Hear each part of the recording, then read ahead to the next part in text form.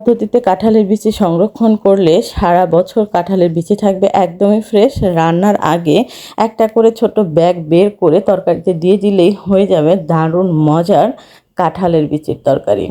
আসসালামু আলাইকুম, সবাই কেমন আছেন? এই তো আমি আমার সৈন্যবাহিনীকে নিয়ে বসে পড়েছি কাঁঠালের বিচি ছেলার জন্য। তো কাজটা যেহেতু একটু সময় সাপেক্ষ, এর জন্য ওদেরকে আমি একটু অফার করেছিলাম যে চলো আমরা সিনেমা দেখতে দেখতে কাজটা করি। তো আমরা সিনেমা মানে তামিল একটা মুভি দেখতে দেখতে কাজটা করেছিলাম। প্রায় 2 ঘন্টা সময় লেগেছিল, কোনখান দিয়ে যে সময়টা চলে গেছে আমরা টেরও পাইনি।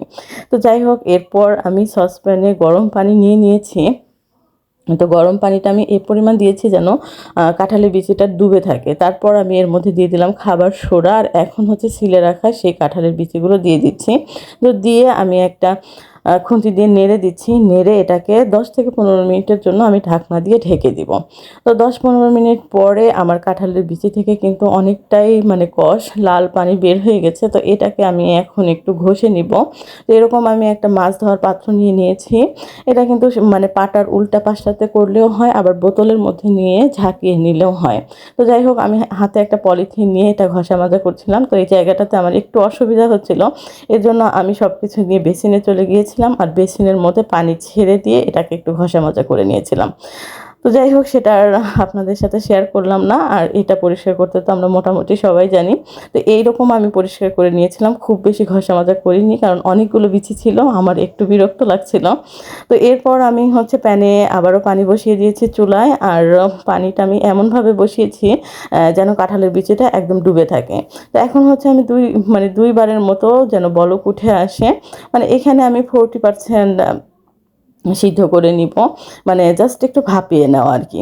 তো দুইবার যখন বলক উঠে এসেছে, কাঁঠালের বিচি থেকে কিন্তু অনেকটা কষ বের হয়ে গেছে। এখন আমি বেসিনের মধ্যে একটা স্ট্রেনার দিয়ে এখন ঢেলে নিচ্ছি। তো অর্ধেকটা প্রথমে আমি ঢেলে নিচ্ছি, তারপর পানি ছেড়ে আমি এটাকে ধুয়ে নিব। তো এখানে হচ্ছে আমি ধোয়ার সময় হাত দিয়ে আরেকটু উপরের যে লাল আবরণ সেটা ছাড়িয়ে নিচ্ছিলাম, আর সহজে কিন্তু উঠে যাচ্ছিল। তো এটা যদি একটু ধৈর্য ধরে করা যায় তো সবগুলো কিন্তু সুন্দরভাবে উঠে যাবে, কিন্তু আমার এতটা ধৈর্য ছিল না। আমি মানে অল্প স্বল্পই উঠিয়েছিলাম। তো এখন হচ্ছে আমি এটাকে প্রথমে ধুয়ে নিলাম, আবারও বাদবাকি যেগুলো ছিল সেগুলো ধুয়ে নিলাম। তো এখনও কিন্তু ধোয়ার পরে এটার ভিতরে যে একটা গরম ভাব সেটা রয়ে গিয়েছিল। তো আমি 5 মিনিটের জন্য এটাকে একটু রেস্টে রেখেছিলাম যেন একদমই রুম টেম্পারেচারে চলে আসে।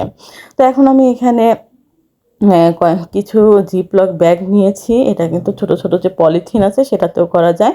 তো আমার জিপলক ব্যাগে সুবিধা হয়, এর জন্য আমি এটা নিয়ে নিয়েছি। আর আমার পরিমাণ মতো আমি তরকারিতে একবারে যতটুকু দিব ততটুকুই উঠিয়ে নিচ্ছি। তো এটা দেখা যায় যে সবগুলো একসাথে রাখলে এটা কিন্তু ফ্রোজেন করার পরে বের করতে হবে, আবার বিচিটাকে উঠাতে হবে, মানে বিচিগুলো নষ্ট হয়ে যাবে। আর এখন হচ্ছে একটা একটা করে ব্যাগ বের করে নিলেই হয়ে যাবে। তো সবগুলো উঠিয়ে আমি একটা পলিথিনের মধ্যে নিয়ে নিলাম, নিয়ে এখন এটাকে বেঁধে নিচ্ছি। তো এটা কিন্তু একটা বক্সের মধ্যেও সুন্দরভাবে রাখা যায়। তো আমার ফ্রিজে যেহেতু অনেকগুলো বক্স জমে গেছে, এর জন্য আমি পলিথিনে রাখছি। তো পলিথিনের মধ্যে উঠিয়ে আমি এটাকে একদম সুন্দরভাবে বাতাস বের করে বেঁধে নিয়েছি।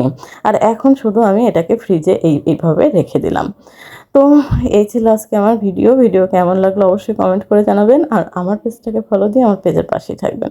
সবাই ভালো থাকবেন। আল্লাহ হাফেজ।